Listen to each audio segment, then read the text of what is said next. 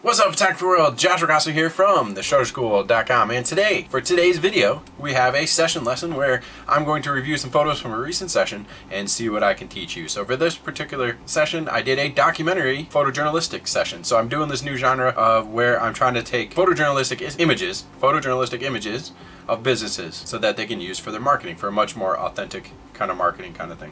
When I got started in photography, I got into photojournalism thinking that's what I wanted to do, so I have a soft spot for photojournalism and documentary images, so it's kind of nice to find a way to use that in my current business. Now, if you're not a photojournalist or a documentary photographer, you might be thinking, why do I care about documentary skills? Well, documentary style and photojournalistic style photography is one of the most fun ways to actually do photography, even as a hobby. Even if all you're doing is taking photos of your kids, having a few documentary photojournalistic tips will help you enjoy your photography much more.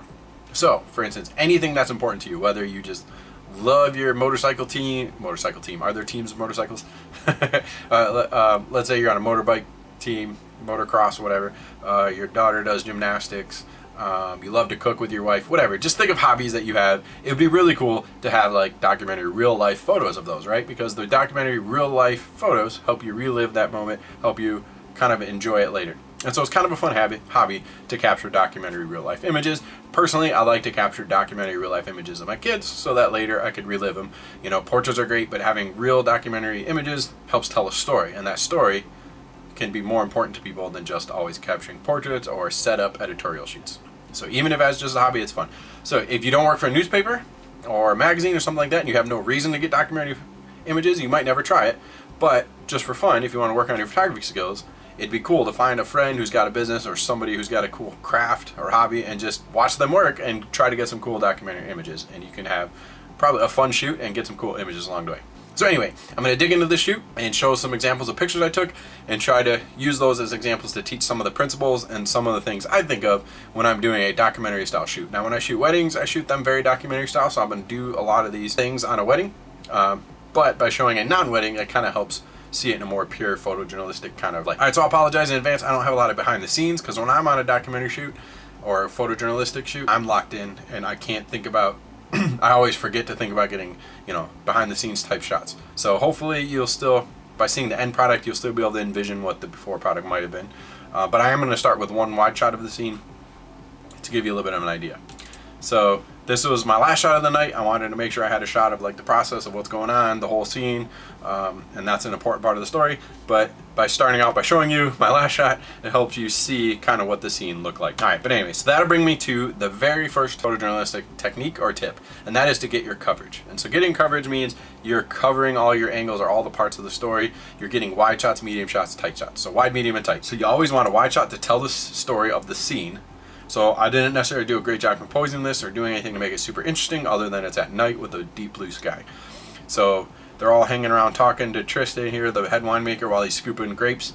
They were working all night. There are tons of grapes to get through. And so it helps set the scene of where they are, what's there. You got the equipment all over the place, the lighting, the midnight sky. So that's an important part of understanding the whole story. Then you want to get a medium shot because that's a little bit more visually compelling. By pulling you in a little bit, you're seeing the action is half the shot and then the scenery is half the shot. So it's a little more of a balance. So medium shots are great average shots. Movies oftentimes are going to be tons of medium shots, and then you get one or two wide shots and one or two close-ups, right?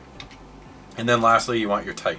So you always want these three shots of every scene that's important. Anytime you're in a documentary shoot, be thinking, how can I get wide, medium, and tight? So this is basically the exact same thing, him scooping grapes, and you have three totally different shots by thinking wide, medium, and tight.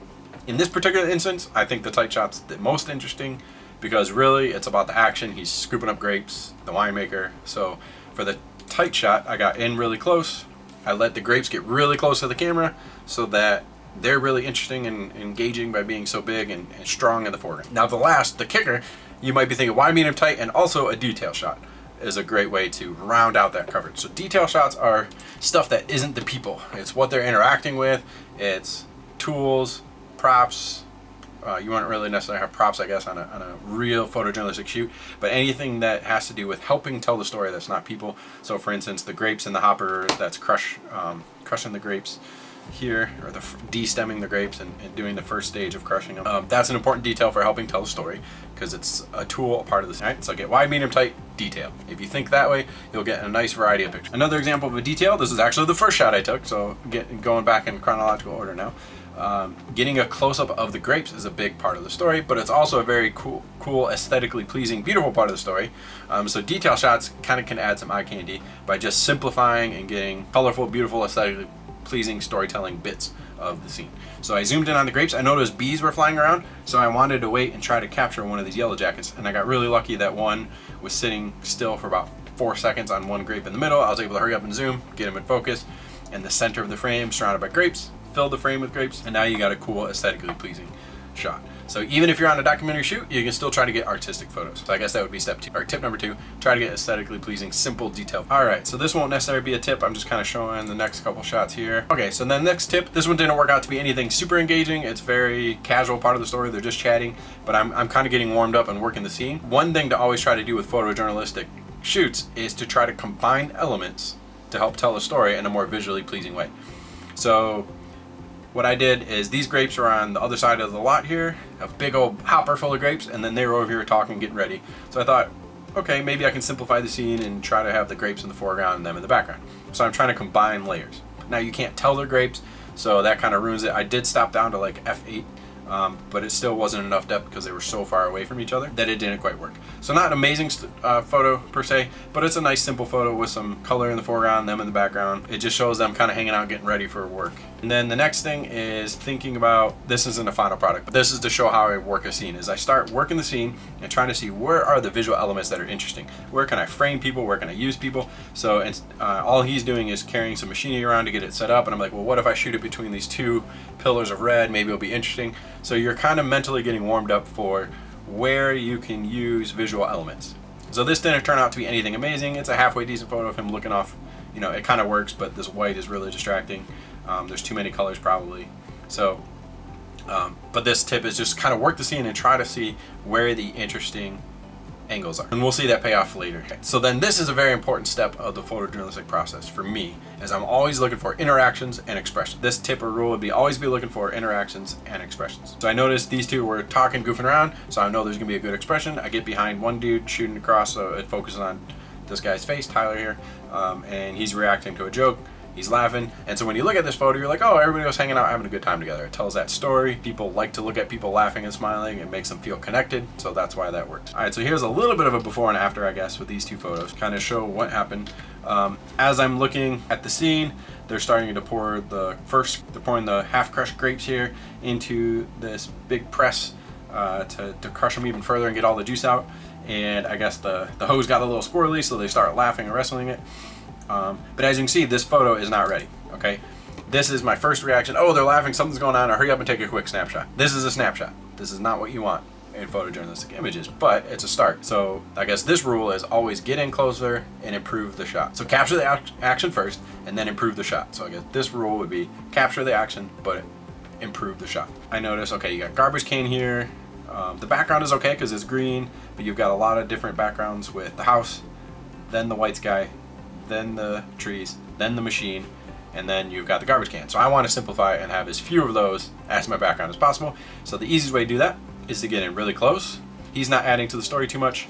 They are interacting, I guess, so it works, but his expression, him having a good time, is enough of a story. So I'm gonna zoom in, I'm gonna move in with my feet and get really close, and now you simplified the background, you got rid of most of the trash can, got in, it is a much more engaging photo by getting in close and simplifying and then waiting for that expression. So it started with a little bit of an expression. I'm like, this is gonna be good. So I moved in and waited, bam, he gave me a big expression. He was laughing about the hose, something happened with the hose, and it turns out to be a great shot. All right, another kind of setting the scene, same kind of thing. When you start, it's all busy. I noticed they were laughing together, busy scene, so let's move in close. He actually looked at me, so that doesn't really count as a pure photojournalistic image, but it was a real laugh. He was really, having a good time, and he's like, oh, the camera's on me, so he looks at me.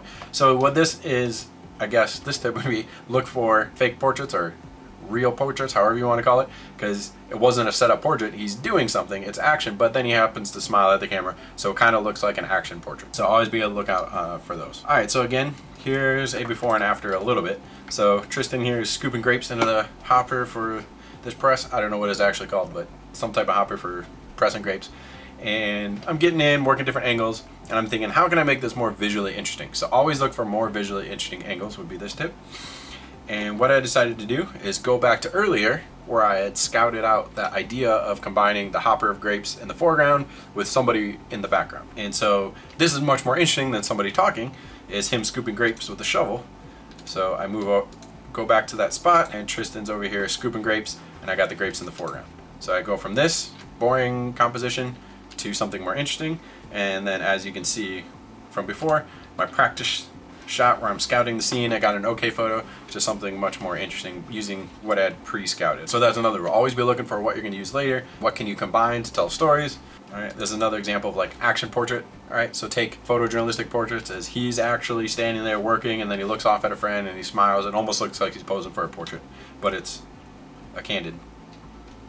All right, so this photo is an example of one that didn't quite work. It helps tell the story as far as showing what was there, the aftermath of the crushed grape skins that were oozing out of the press, but visually it's not the best. So always work in the scene to try to get your best details, your best angles, and then later you can choose from which ones worked, which ones didn't. So not everything's gonna work right away. And so, but I needed to show something about the aftermath of the press. And looking at the juice coming out the edges, that I thought was much better. It's much simpler. You've just got lines going down, lines going across. There were lots of like brackets and other things holding the shield on, and lots of visual clutter, so I stepped in and made sure there was only lines and juice to tell the story. So this one's obviously much more interesting than this one because it's much simpler. This is an important storytelling detail. It's the juice coming out of the press. That's why they were there. This example is actually tied with this photo. So I'm noticing he's pouring the juice in to the press, and it's a photo of him, but I want to get interesting details. So the last rule, I guess, is one I've kind of already been saying, is just look for simple, interesting, visual, aesthetically pleasing elements. So here I see a circle of white with a circle of purple in the middle, and then you got the diagonal line coming in. Pure geometry, pure simple. So here's the scene on this side where you see the person, and then I can see this is a cluttered scene, not super cluttered, but it's not a visually simple, abstract, artsy type of photo at all.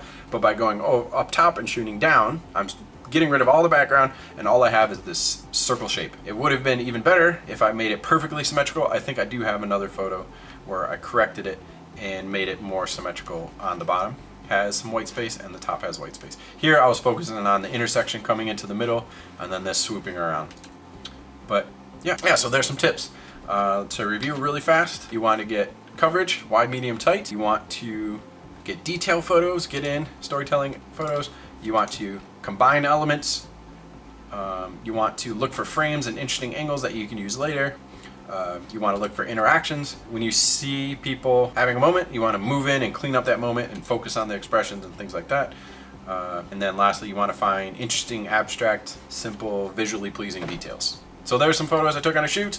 Hopefully that helped show some good examples of what you can do when you're trying to think like a photojournalist and get some good documentary images. Definitely give it a shot. Find a hobby, an activity that you like to do, your friends like to do, your kids like to do, and go out and try to shoot it like a photojournalist. Try to capture the action, try to get some interesting, aesthetically pleasing images, and maybe those will be some of your favorites. Alright, thanks for checking out the video. We'll see you soon. Please like, subscribe, share. Let's help us grow. I can't wait to keep making more videos for you. So again, I'm Josh Rogasso from theshutterschool.com, and we'll see you in the next video.